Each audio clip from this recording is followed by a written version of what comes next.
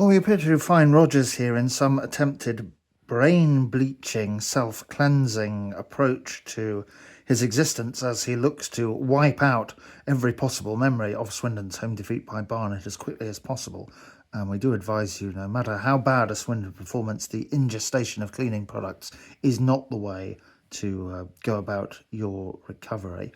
The nerd numbers will confirm what the eye told you. Swindon's expected goals total, I believe, is their second worst under Ian Holloway. Their worst at home.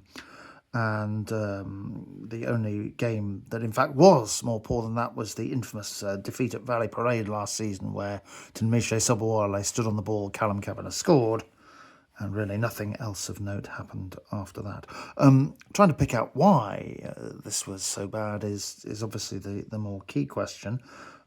Those of you who heard our pre-match build-up talking about Barnet being a side that liked to pass the ball, you may have assumed that we have in fact been gorging ourselves on some spring force produce, but I can promise you, having watched some of the game against Walsall and so forth, normally they are a passing and playing side, but they clearly fancied belting it up to Ollie Hawkins was the way for them to deal with their troubled start to the Football League.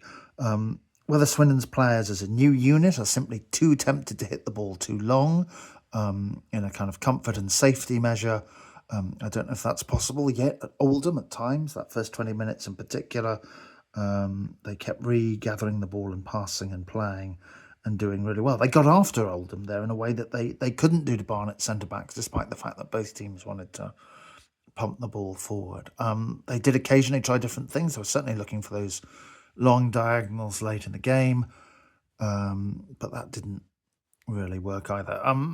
Yeah, you can try and look at different isolated factors, but it is a little hard to see a game like that and figure it simply in the bad night at the office territory. Perhaps the learning for the new players, even though Wilson, Brown and Monroe, I'd argue, had made encouraging starts as young loanees, and we've seen some quality in a goal from Oldacre, and integration is going to be more difficult than perhaps we all thought, despite a fair number of last season's squad carrying over into this, which is a sobering thought as the League Two season really starts to kick into gear. This is a somewhat chastened Rogers signing off.